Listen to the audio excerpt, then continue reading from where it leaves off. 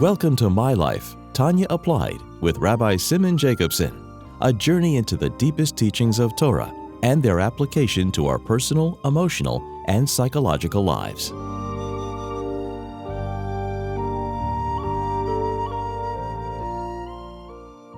A good tevach, a good week.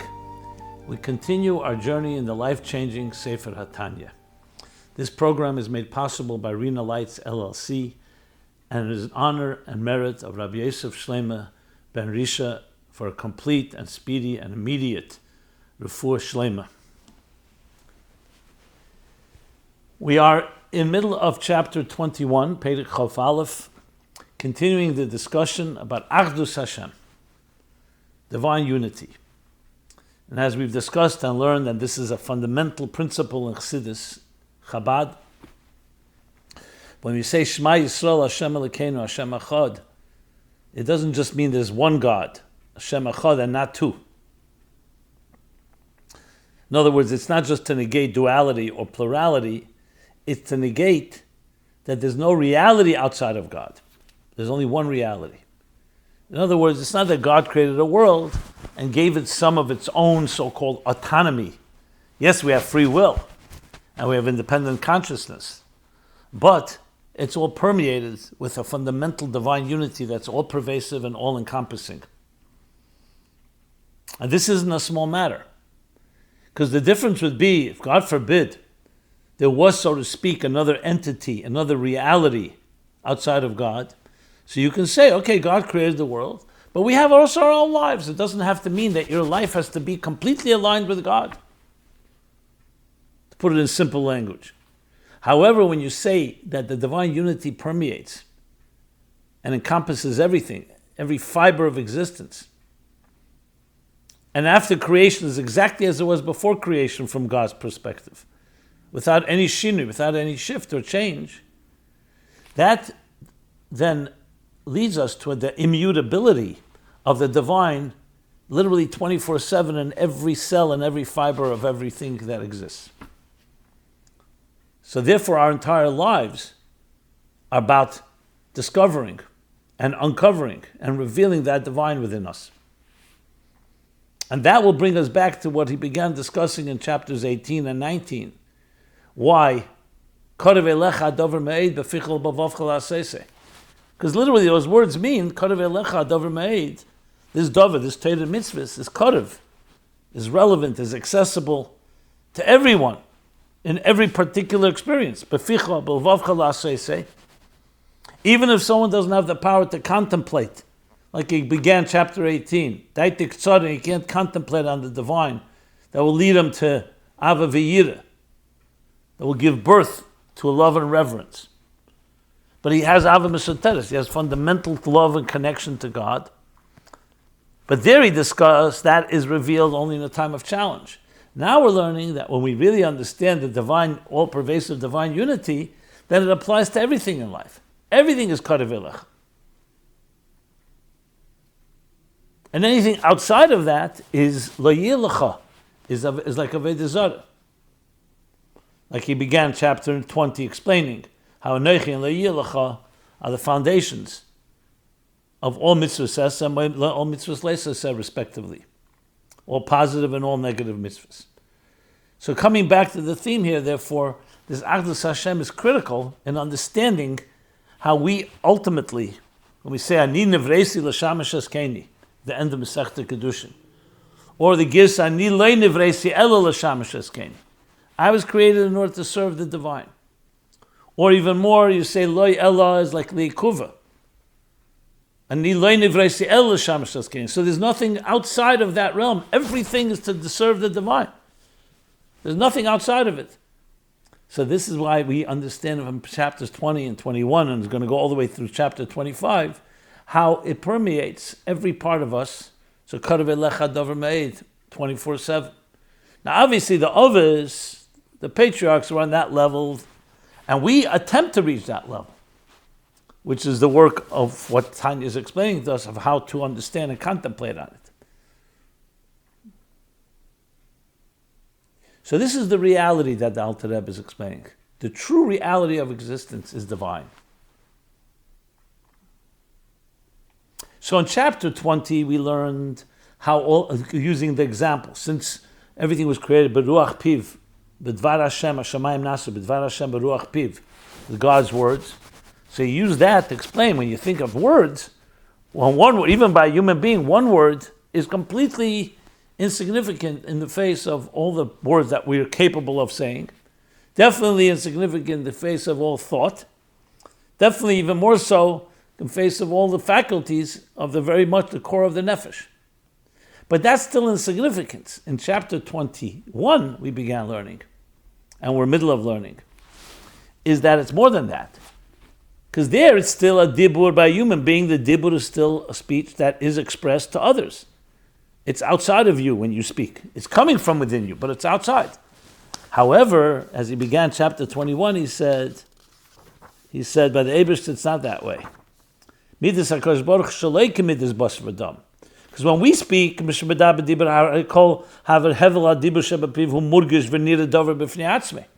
like a separate entity. Muvdal Mesharshe. But by Kadosh Baruch Hu, ein dibure muvdal memenu yizbarach. Ke ein davar chutz memenu, v'les asar ponim minei. And that's why his speech is not like our speech. And that's why when we say the word speech, we only mean al derech moshel. To explain the idea, just as we speak, we're revealing to the listeners, everything that's concealed within our thoughts. So too, kach l'mayla, the Eibishter is expressing it in a way to create an existence that has an independent consciousness, which we'll soon learn about how that's possible. In that sense, there's a similarity. That's why it's called b'shem dibur. Those are asarim amoris. But there's a major difference. That by our dibur, it actually separates, we express ourselves actually to another.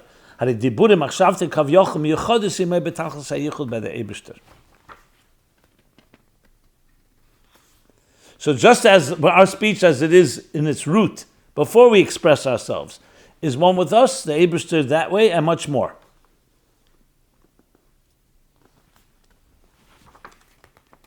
He says, "Miyuchad is dibure umachshavte shel baruch betachlis hayichud b'mehuse v'atzmuse yizbarach. Gam acher sheyotze dibure yizbarach el apel." So even after he actually expresses himself through the asarim amoris, yihi'er, yihirakia, and so on, it's all miyuchad imay kedem k'may kedem brias ha'elamis v'ein shum shinei klal lefon of yizbarach, and without any change or shift. So that achdus is really here, right now, for us to reveal. That's where we're up to.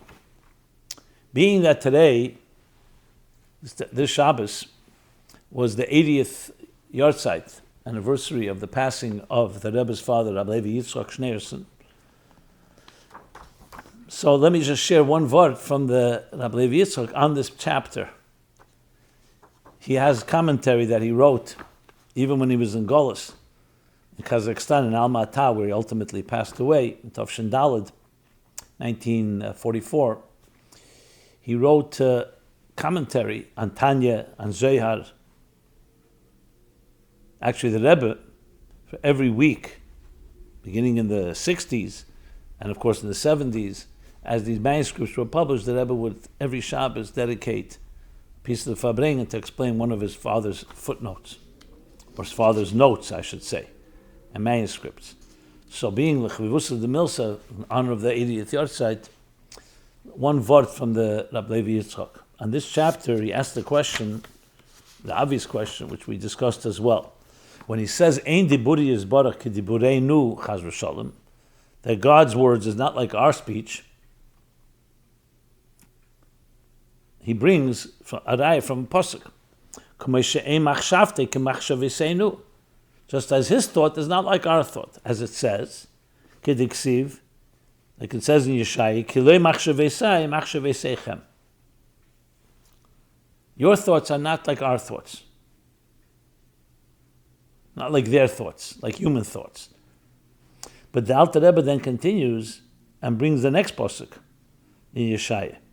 Uksiv ken govu drachai midarchechem. So too, are his ways higher and superior to our ways?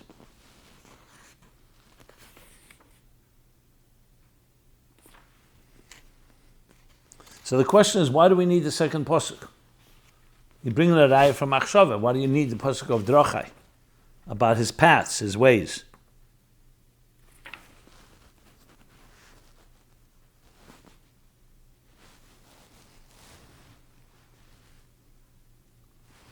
So Rabbi Levi Yitzchak, in his inimitable style, explains, because Machshava, he says, is higher than Dibur. In the language of Kabbalah, is the level of Leah, Bina. Dibur is the level of Malchus, Gili, Rachel. So you can make the argument, Machshava maybe is different. Hashem's Machshava is obviously different than ours. It's a more concealed level. But once Hashem is using Dibur, you can say maybe it's more similar to our Dibur. It's essentially what he says.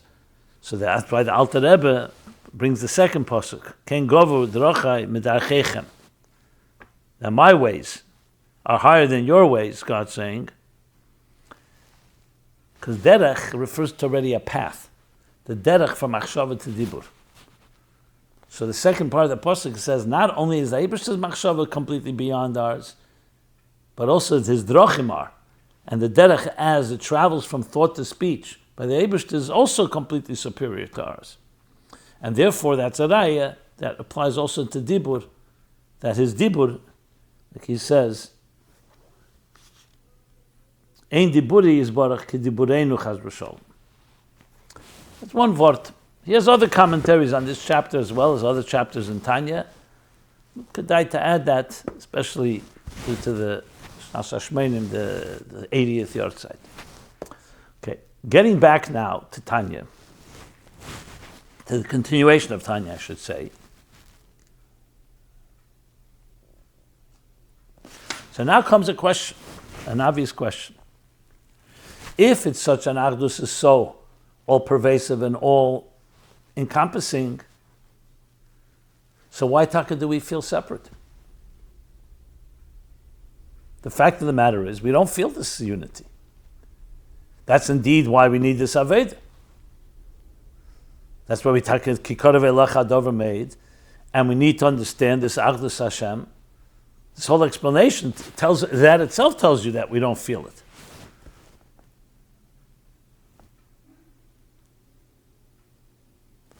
And we can't say that our feeling of independence is an illusion, because the Eibishter created a real world. And we say, Shema Yisrael Hashem Elokeinu Hashem Echad, and our Torah mitzvahs reveals and accesses that this unity is a real thing. It's not an illusion. It's not like, oh, we're blind, we don't really see the truth, and we reveal the truth. So how do you reconcile that? That we have an existence, at the same time the existence is really completely Achdus Hashem without Shinui. That even the Dibur of the Eibishter, which creates existence, is mamish one with him, unlike human Dibur, human speech. And therefore existence, which is just a product of that Dibur, is also such, it's also unified. So how do we explain that? So the Alter Rebbe is going to introduce us to the concept of Tzimtzum, of the Tzimtzumim. That just as God has the power to reveal, he has the power to conceal. That's also a divine power. So the truth is, Tzimtzumim were referred to earlier in chapter 2, in the Haggah, if you may recall. But as a theme, he's now introducing it, and it's extremely relevant here. Because the point is, we need to reconcile these two facts, that Achdus Hashem includes also this concealment. That's what we're going to learn now. In Shari Yechud V'Amunah, it's going to be discussed more at length. But he begins to say now, so he says like this, let's learn inside. After stating, Ein Shum Shini Klal L'fon of Yisbarach, between Kedem Pri Yisraelim and after, because the Dibur is completely meyuchid, unified with him. So he says like this now.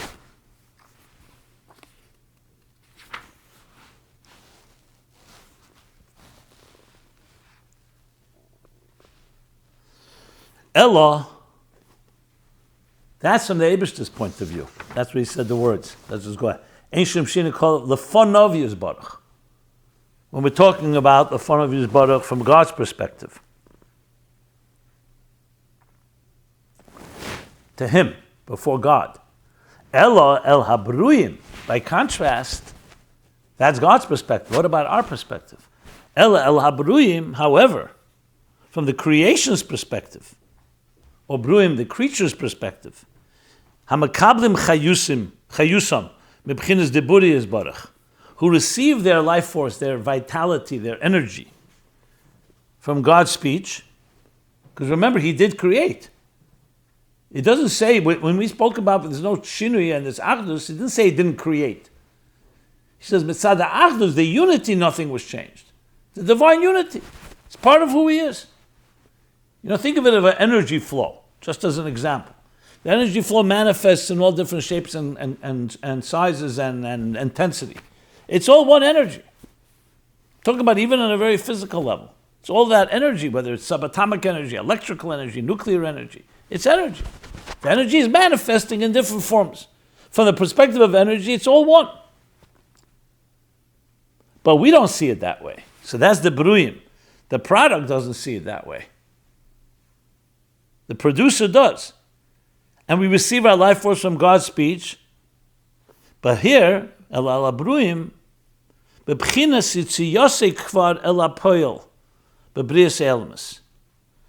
From our point of view, there's a process of it indeed emerging. Yitziyosei. The Eibishter point of view is not like our diba. When we speak, I'm speaking right now to you. My words are coming out of my mouth to you. By the Eibishter, there's no outside. Nothing is outside of him. So even when he speaks, there is no you. There's really, from his point of view, even the speech itself and what it produces is all part of him. But from the perspective, like he says, El Abruim, it's a process. It's actually taken place with the creation of the world. Because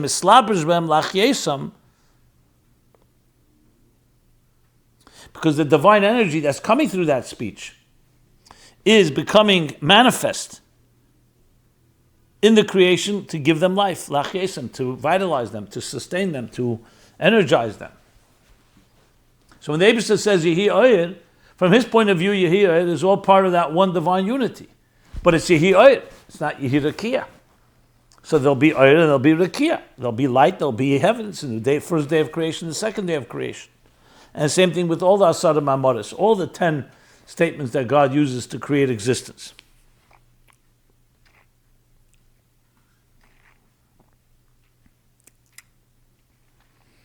So the question now is, what's the process? Fine, that's our perspective. So now the question is, so Taka, how that happens? How does that happen? So Alter Rebbe continues.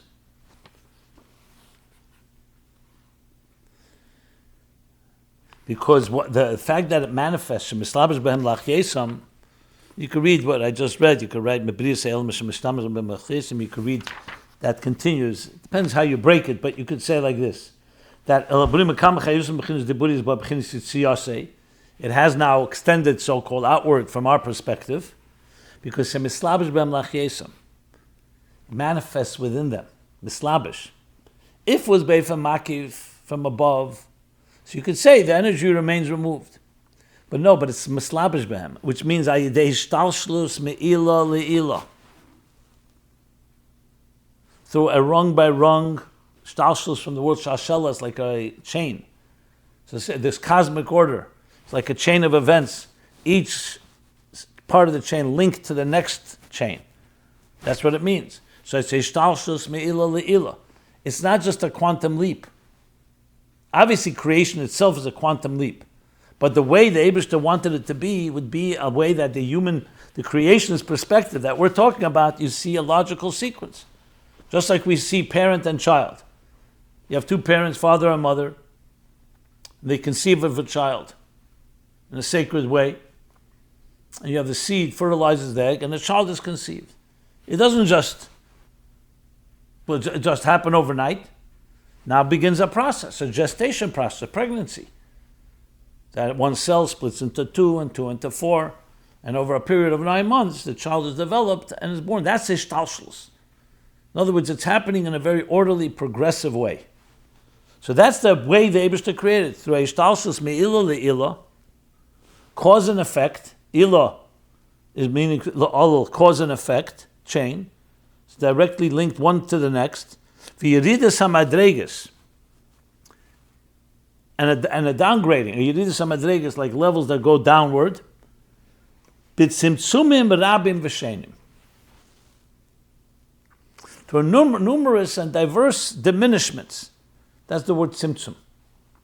Tzimtzum can be translated in many ways. People translate tzimtzum contraction, condensing, concealing. Diminishment may be the most appropriate, especially here, especially when we know tzimtzum is not kipshute. Concealment is also a very good word for this. It's a combination of all these words, tzum ram v'shenim, rabim v'shenim, like a teacher, in order to convey to students that are on lower levels, conceals and diminishes that flow in order for the student to be able to receive. From the teacher's point of view, there's no shinui. There's no change. From before teaching, after teaching, even when he does the concealing. He's not concealing it from himself. He's concealing it from the point of view of the recipient. And from his point of view, it's not even a recipient, like we said, because ein lecho dover, there's nothing outside of him. So even his speech is not outside of him. But that itself is his power, to create something that will feel that it's outside. And that's a real thing, because it's God's true power. Hein heng v'reisov, like he explains in Shayachud v'Amunah, that's his power to conceal. Ad sheyuchla bruyim lekabel chayusam v'savusam imenu, to the point where the creations are able to receive their life force and creative energy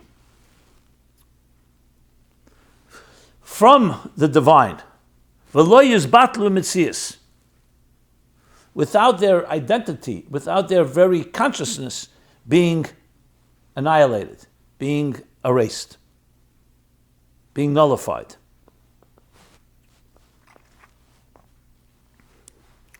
So we're not talking, so on one hand, yes, from God's point of view, you could say the concealment doesn't change anything. But you can't say nothing happened. Something happened. He's now employing the power of tzimtzum. Had he not employed the power of tzimtzum, existence would not be. So that's a reality. His power of tzimtzum is real. Even though the result of us feeling that we're separate is not, let's call it real. It's real because we are perceiving it, but I mean to say it's not real from the truth, from a true perspective. But the tzimtzum is real. So the tzimtzum, that itself, these tzimtzumim, this ishtalshus that God chose to create, is all part of reality.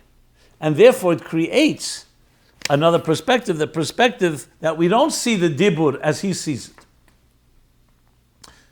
which is one with him. For us it is an outer expression, and it creates a reality right here, the reality of each human being, each one of us with our independent consciousness.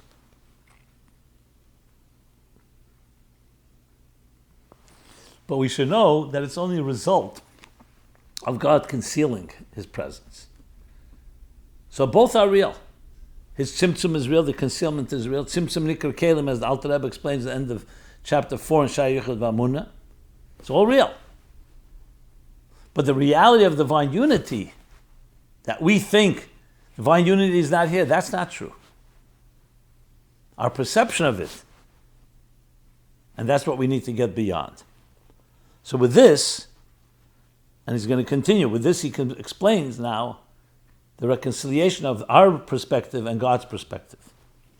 With the goal, obviously, is to come to see it. That's why we're told, Anochi v'layelecha, Anochi Hashem Elokecha, Einei Mulvadei. I am the only one. And Layelecha lekimachem, there should be nothing else. Because everything is all part of that divine unity. It's possible for you not to perceive it because of the way the Ishtalshelus was created through these tzimtzumim.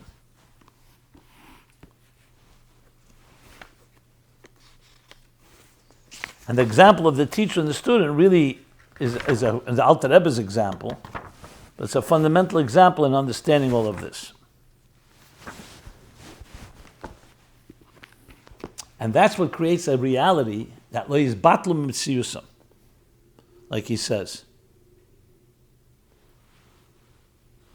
Lo yizbatlu mitziyus, I should say. This is critical. Now he continues to elaborate how this took place. So he says, "V'chol hatzimtzumim heim b'chinas hester ponim." And all these diminishments and all these concealments are what we called hester ponim. We say haster ponai in Dvorim. Pasha Vayelech, Lamed Aleph Yuzayin Yudches. The hiding of God's face. Lahastir ulahaylim ha'ir v'achayis ha'nimshech midiburi yezbarach. So we're now talking the concealment, not just the divine, of his speech, of hiding and obscuring and concealing the light and life energy which comes from God's speech. So remember, God's speech is one with him, unlike human speech. But the tzimtzumim conceal that energy coming from the divine speech. Shelo yizgala b'chinas gilui rav, shelo yuchla atachtenim lekabel.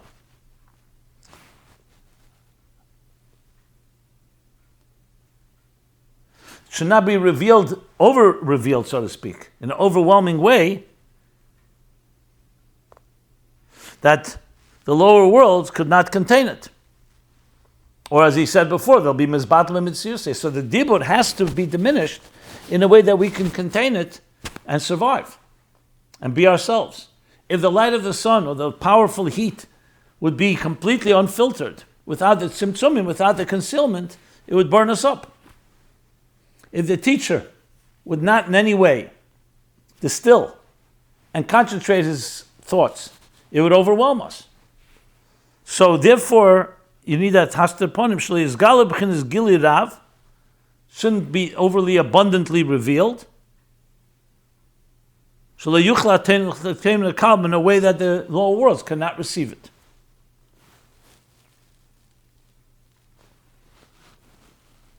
L'chein gam kein nidma lehem er v'chayis adibur shel mokim baruch hu hamalubish behem ki ilu hu dover muvdal memuhusi v'atzmusi yizbarach. And this is why we see it ourselves as a separate thing, even though in truth it's not. What do we do with that? That's why it appears to the creations that the light and life force of God's speech that is manifest in them is as if it's something separate from God and his core and his essence. So it appears to us as if this life force is like human speech, that's like separate from the person. But by us it's actually separate, by the Eibishter it's not. And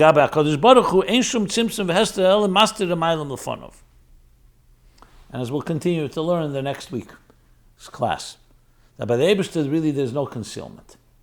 So this introduces the concept of tzimtzum and concealment and the Seder Ishtalshus. We'll stop here. This has been my Tanya Applied.